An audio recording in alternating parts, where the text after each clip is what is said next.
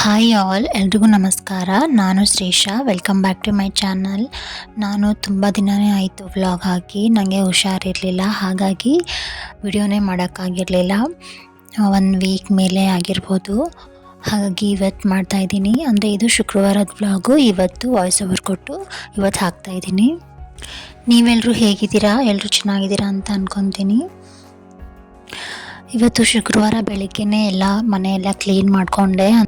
Thursday ನನ್ನ birthday ಇತ್ತು, ಹಾಗಾಗಿ ನೈಟು ಡಿನ್ನರ್ಗೆ ಅಂತ ಹೊರಗಡೆ ಹೋಗಿದ್ವಿ. ಲೇಟ್ ಆಗಿತ್ತಲ್ವ, ಹಾಗಾಗಿ ನೈಟ್ ಏನು ಕ್ಲೀನ್ ಮಾಡ್ಕೊಳಕ್ಕೆ ಹೋಗಲಿಲ್ಲ. ಬೆಳಗ್ಗೆನೇ ಸ್ವಲ್ಪ ಬೇಗ ಎದ್ದು ಮಾಡ್ಕೊಂಡ್ರಾಯ್ತು ಅಂತ ಬೆಳಗ್ಗೆನೇ ಮಾಡಿಕೊಂಡೆ ಎಲ್ಲನೂ. ಅದಾದಮೇಲೆ ರಂಗೋಲಿ ಎಲ್ಲ ಹಾಕಿ ಪೂಜೆ ಮಾಡಿಕೊಂಡು ಇವಾಗ ಅಡುಗೆಗೆ ಸ್ಟಾರ್ಟ್ ಮಾಡ್ಕೊತಿದ್ದೀನಿ. ಇವತ್ತು ಚಪಾತಿ ಹಾಗೆ ಬದನೆಕಾಯಿ ಪಲ್ಯ ಮಾಡೋಣ ಅಂದ್ಕೊಂಡಿದ್ದೀನಿ. ಚಪಾತಿ ಹಿಟ್ಟನ್ನ ಮೊದಲೇ ನೆನೆಸಿಟ್ಬಿಟ್ರೆ ಸ್ವಲ್ಪ ನೆನ್ಕೊಂಡ್ರೆ ಚೆನ್ನಾಗಿ ಚಪಾತಿ ಬರುತ್ತೆ, ಹಾಗಾಗಿ ಮೊದಲೇ ಅದನ್ನೇ ಮಾಡಿಬಿಡ್ತೀನಿ. ಇನ್ನೊಂದೇನೆಂದರೆ ಚಪಾತಿ ಹಿಟ್ಟನ್ನ ನಾನು ಯಾವಾಗಲೂ ಮೆತ್ತಗಾಗಿ ಇಟ್ಕೊಳ್ತೀನಿ. ಅಂದರೆ ಚಪಾತಿ ಸಾಫ್ಟಾಗಿ ಬರುತ್ತೆ. ಅಂದರೆ ಸ್ವಲ್ಪ ಚಪಾತಿ ಹಿಟ್ಟನ್ನ ನಾವು ಗಟ್ಟಿಯಾಗಿ ಇಟ್ಕೊಂಡ್ರೆ ಚಪಾತಿನೂ ಸಹ ಗಟ್ಟಿನೇ ಆಗಿಬಿಡುತ್ತೆ. ಹಾಗಾಗಿ ಸ್ವಲ್ಪ ಸಾಫ್ಟಾಗಿಯೇ ಮೆದುವಾಗಿಯೇ ನಾವು ಚಪಾತಿ ಹಿಟ್ಟನ್ನ ಇಟ್ಕೊಳ್ಬೇಕು. ಎಲ್ರಿಗೂ ಇದು ಗೊತ್ತಿರುತ್ತೆ, ಬಟ್ ಕೆಲವರಿಗೆ ಗೊತ್ತಿರಲ್ಲ. ನನಗೂ ಇದು ಮೊದಲೆಲ್ಲ ಗೊತ್ತಿರಲಿಲ್ಲ, ಹಾಗಾಗಿ ನಾನು ಶೇರ್ ಮಾಡ್ಕೊತಿದ್ದೀನಿ ಅಷ್ಟೇ. ಸ್ವಲ್ಪ ಪಾಲಕ್ ಸೊಪ್ಪಿತ್ತು, ಅದನ್ನು ಸಹ ಹೆಚ್ಚಿಬಿಟ್ಟು ಅದರಲ್ಲೇ ಹಾಕ್ತಿದ್ದೀನಿ. ಚಪಾತಿಲೇ ಹಾಕ್ಕೊಂಡ್ರೆ ಹಂಗೆ ತಿನ್ಬೋದು. ಹಾಗೆ ಪಲ್ಯನೂ ಮಾಡ್ಕೊಳ್ಳಿಕ್ಕೆ ಆಗಲಿಲ್ಲ ಅಂತಂದರೆ ಒಂದೊಂದು ಸಲ ಇದೇ ರೀತಿಯೇ ಮಾಡ್ಕೊತೀನಿ.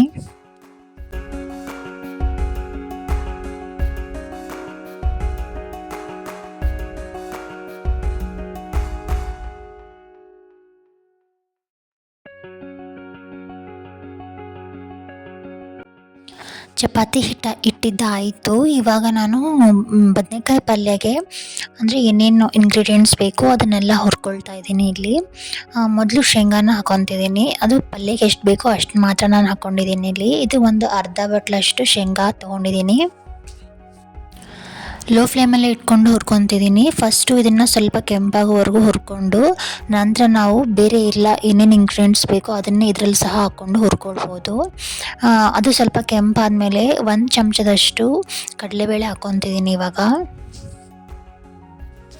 ಕಡಲೆಬೇಳೆ ಸಹ ಸ್ವಲ್ಪ ಕೆಂಪಾದ ನಂತರ ಈಗ 1 ಚಮಚದಷ್ಟು ಹವೀಜ ಹಾಕ್ಕೊತಿದ್ದೀನಿ. ಹವೀಜ ಅಂತಂದರೆ ಕೊತ್ತಂಬರಿ ಬೀಜ ಇರುತ್ತಲ್ಲ, ಅದನ್ನು ಹಾಕ್ಕೊತಾ ಇದ್ದೀನಿ. ಅದಾದ ನಂತರ ಸ್ವಲ್ಪ ಚಕ್ಕೆನೂ ಸಹ ಸೇರಿಸ್ಕೊತಿದ್ದೀನಿ. ಇವೆಲ್ಲ ಹಾಕಿದ ನಂತರ ಇನ್ನೂ 2 ಮಿನಿಟ್ಸ್ ಚೆನ್ನಾಗಿ ಹುರ್ಕೊತೀನಿ. ಇವಾಗ ಅದೆಲ್ಲ ಹುರ್ಕೊಂಡಾದಮೇಲೆ ಸ್ವಲ್ಪ ತಣ್ಣಗಾಗಕ್ಕೆ ಬಿಟ್ಟು ಅದನ್ನು ಆಮೇಲೆ ಮಿಕ್ಸಿ ಮಾಡ್ಕೊಳ್ತೀನಿ.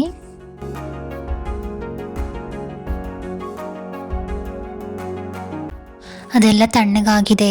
ಇವಾಗ ಮಿಕ್ಸಿ ಮಾಡ್ಕೊಳ್ತಿದ್ದೀನಿ. ಅದಕ್ಕೆ ಸ್ವಲ್ಪ ಮೊದಲು ಕೊಬ್ಬರಿ ಹಾಕ್ಕೊಳ್ತಾ ಇದ್ದೀನಿ. ಕೊಬ್ಬರಿ ನಂತರ ನಾನು ಏನೇನು ಹುರ್ಕೊಂಡಿದ್ದೆ ಅದನ್ನೆಲ್ಲ ಇವಾಗ ಹಾಕ್ಕೊತೀನಿ.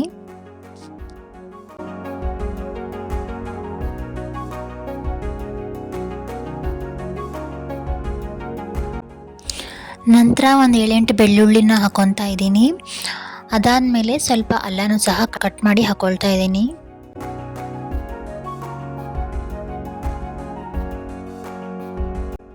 ಅದಾದ ನಂತರ ಸ್ವಲ್ಪ ಎಳ್ಳಿನ ಪುಡಿ ಇತ್ತು, ಅಂದರೆ ಮೊದಲೇ ಹುರ್ಕೊಂಡು ಇಟ್ಕೊಂಡಿದ್ದೆ.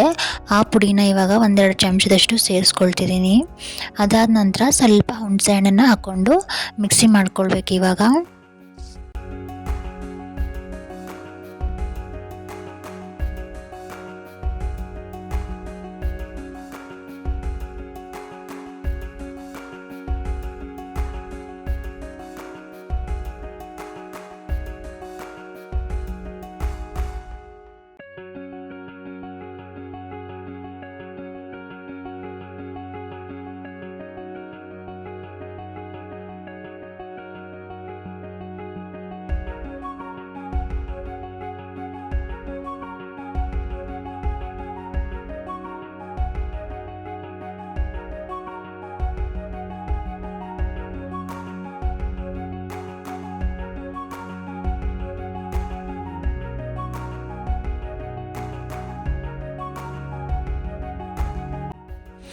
ಮಿಕ್ಸಿ ಮಾಡ್ಕೊಂಡಿದ್ದೆಲ್ಲ ಆಯಿತು. ಇವಾಗ ಕುಕ್ಕರ್ ಇಟ್ಕೊಂಡಿದ್ದೀನಿ.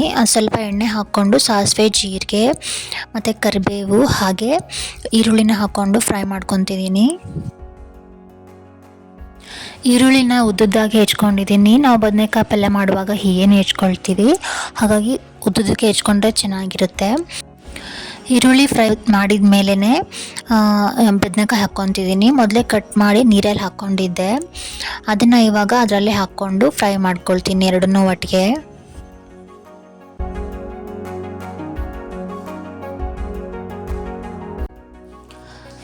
ಇವಾಗ ನಾನು ಒಂದು ಚಮಚದಷ್ಟು ಸ್ವಲ್ಪ ಖಾರದ ಪುಡಿ ಹಾಕ್ಕೊತಿದ್ದೀನಿ, ಸ್ವಲ್ಪ ಕಲರ್ ಚೆನ್ನಾಗಿ ಬರಲಿ ಅಂತ.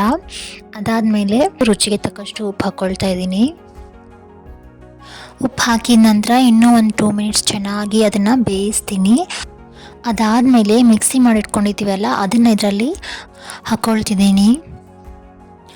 ನಾವಿದಕ್ಕೆ ಸ್ವಲ್ಪ ನೀರನ್ನು ಸಹ ಸೇರಿಸ್ಕೊಳ್ಬೇಕು, ಯಾಕಂತಂದರೆ ಶೇಂಗಾ ಹಾಕಿರೋದ್ರಿಂದ ಅದು ಗಟ್ಟಿಯಾಗಿಬಿಡುತ್ತೆ ನೀರೆಲ್ಲ ಹಿಡ್ಕೊಂಡು. ಹಾಗಾಗಿ ಸ್ವಲ್ಪ ನೀರಾಗೆ ಮಾಡಿಕೊಂಡ್ರೆ ನಾವು ಇನ್ನೂ ಸ್ವಲ್ಪ ಕುದಿಸ್ಕೊಳ್ತೀವಲ್ಲ ಅದು ಕರೆಕ್ಟಾಗೆ ಬರುತ್ತೆ ಕನ್ಸಿಸ್ಟೆನ್ಸಿ. ಹಾಗಾಗಿ ಸ್ವಲ್ಪ ನೀರಾಗೆ ಮಾಡ್ಕೊಳ್ಳಿ ಫಸ್ಟು. ಇವಾಗ ಕುಕ್ಕರ್ನ ಕ್ಲೋಸ್ ಮಾಡಿ ಒಂದು 5 ಮಿನಿಟ್ಸ್ ಮಾತ್ರ ಇಟ್ಕೊತೀನಿ, ಅಂದರೆ ಜಾಸ್ತಿ ಹೊತ್ತೇನು ಬೇಕಾಗಲ್ಲ, ಒಂದು 5 ಮಿನಿಟ್ಸ್ ಇಟ್ಕೊಂಡ್ರೆ ಸಾಕು. ಪಲ್ಯ ಆಗೋಷ್ಟರಲ್ಲಿ ಚಪಾತಿ ಹಿಟ್ಟನ್ನು ಇನ್ನೊಂದು ಸತಿ ನಾದ್ಕೊಂಡು ಉಳ್ಳಿ ಮಾಡ್ಕೊಳ್ಳೋಣ ಅಂತ ಮಾಡ್ಕೊತಿದ್ದೀನಿ.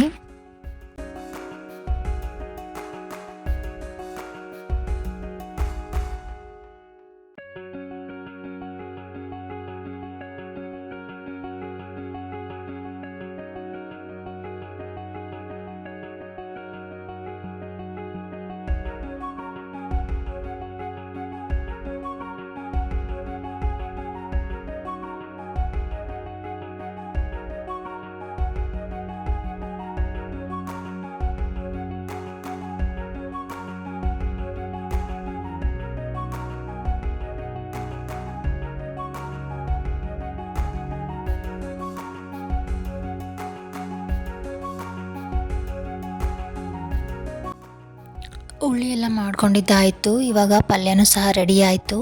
ಹೇಗಾಗಿದೆ ಅಂತ ನೋಡಿಬಿಟ್ಟು ನಂತರ ಚಪಾತಿ ಮಾಡ್ಕೊತೀನಿ.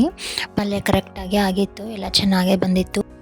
ನಾನು ಪಲ್ಯಕ್ಕೆ ಮೊದಲು ಸ್ವಲ್ಪ ನೀರು ಜಾಸ್ತಿನೇ ಹಾಕ್ಕೊಂಡಿದ್ದೆ, ನೋಡಿ ಇವಾಗ ಕರೆಕ್ಟಾಗಿ ಬಂದಿದೆ. ಅದಕ್ಕೆ ನಾವು ಸ್ವಲ್ಪ ಮೊದಲು ನೀರನ್ನು ಜಾಸ್ತಿನೇ ಹಾಕ್ಕೊಳ್ಬೇಕು, ಅಂದಾಗ ಸ್ವಲ್ಪ ಅದು ಚೆನ್ನಾಗಿ ಬರುತ್ತೆ. ಮೊದಲೇ ಗಟ್ಟಿ ಇತ್ತಂದರೆ ಪಲ್ಯ ಇನ್ನೂ ಸಹ ಗಟ್ಟಿಯಾಗಿಬಿಡುತ್ತೆ, ಅದಷ್ಟು ಚೆನ್ನಾಗಿ ಆಗೋಂಗಿಲ್ಲ. ನಾನು ಏನೇ ಅಡುಗೆ ಮಾಡಿದ್ರು ಅಂದರೆ ನಾನು ಯಾವಾಗಲೂ ಏನು ಪಲ್ಯ ಮಾಡಿದರೂ ಸಹ ನಾನು ಟೇಸ್ಟ್ ನೋಡಿನೇ ಎಲ್ಲರಿಗೂ ಕೊಡೋದು. ಹಾಗಾಗಿ ಅದನ್ನು ನೋಡಿದೆ, ಎಲ್ಲ ಕರೆಕ್ಟಾಗಿತ್ತು. ಇವಾಗ ಚಪಾತಿ ಮಾಡ್ಕೊತೀನಿ.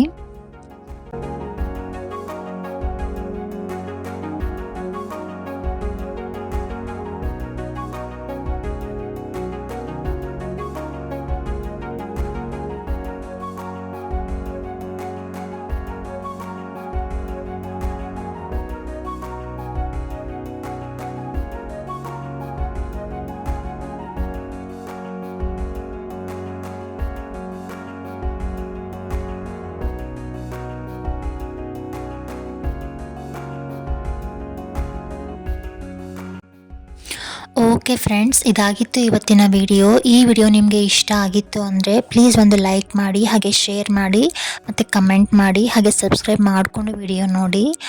ನೆಕ್ಸ್ಟ್ ವಿಡಿಯೋದಲ್ಲಿ ಮತ್ತೆ ನಿಮ್ಮೊಂದಿಗೆ ಸಿಗ್ತೀನಿ. ಅಲ್ಲಿವರೆಗೂ ಟೇಕ್ ಕೇರ್. Thank you.